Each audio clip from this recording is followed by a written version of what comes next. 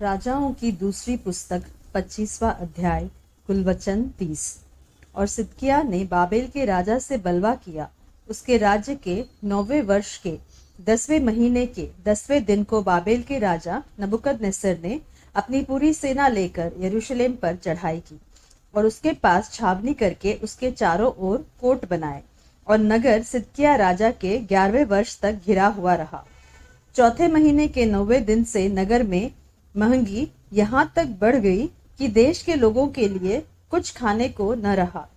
तब नगर की शहरपनाह में दरार की गई और दोनों भीतों के बीच जो फाटक राजा की बारी के निकट था, उस मार्ग से सब योद्धा रात ही रात निकल भागे।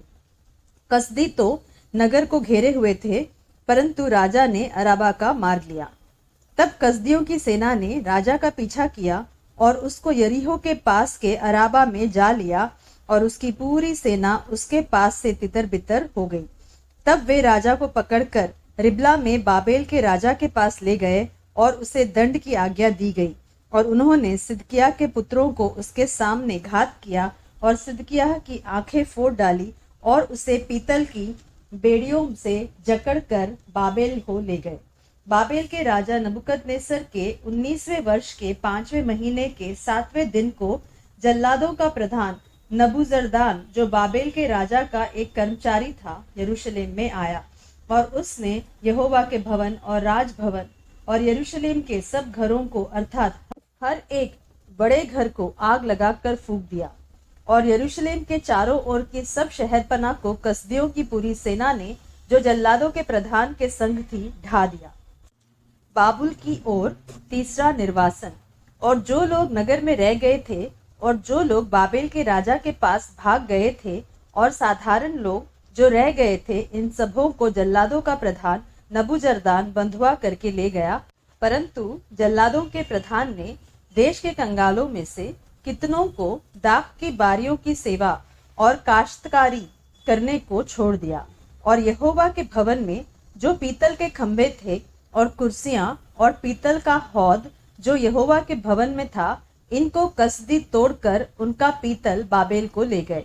और हंडियों, फावड़ियों, चिमटों, धूपदानों और पीतल के सब पात्रों को जिनसे सेवा टहल होती थी, वे ले गए।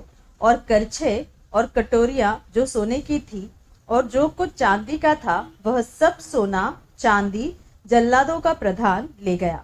दोनों खंबे, एक हौद और जो कुर्सियां सुलेमान ने यहोवा के भवन के लिए बनाए थे, इन सब वस्तुओं का पीतल तौल से बाहर था।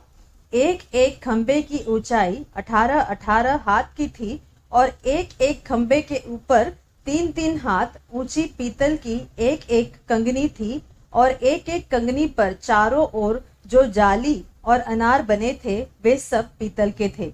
और जल्लादों के प्रधान ने सराया महायाजक और उसके नीचे के याजक सपन्या और तीनों द्वारपालों को पकड़ लिया। और नगर में से उसने एक हाकिम को पकड़ा जो योद्धाओं के ऊपर था।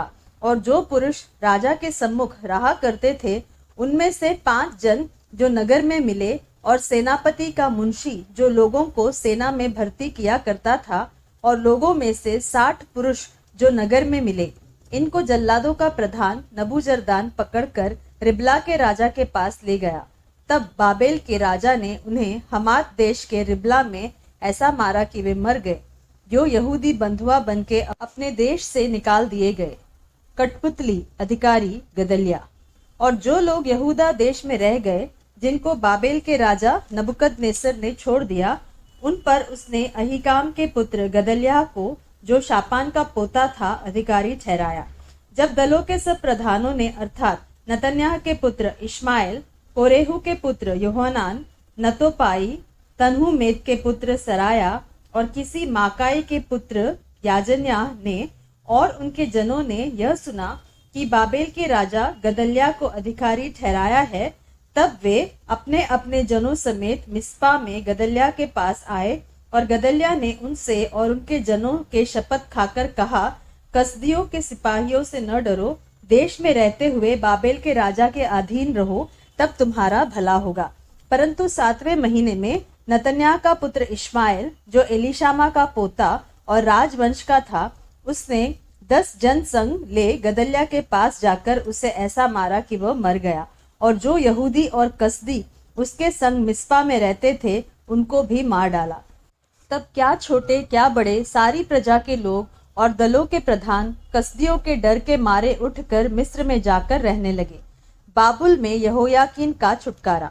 फिर यहूदा के राजा यहोयाकीन की बंधुआई के 33वें वर्ष में, अर्थात जिस वर्ष में बाबेल का राजा एविल मरोदक राजगद्दी पर विराजमान हुआ, उसी के 12वें महीने के 27वें दिन को उसने यहूदा के राजा यहोयाकीन को बंदी गृह से निकालकर बड़ा पद दिया और उसे मधुर मधुर वचन कहकर जो राजा उसके संग बाबेल के बंधुए थे उनके सिंहासनों से उसके सिंहासन को अधिक ऊंचा किया और उसके बंदी गृह के वस्त्र बदल दिए, और उसने जीवन भर नित्य राजा के सम्मुख भोजन किया और प्रतिदिन के खर्च के लिए राजा के यहाँ से नित्य का खर्च ठहराया गया, जो उसके जीवन भर लगातार उसे मिलता रहा।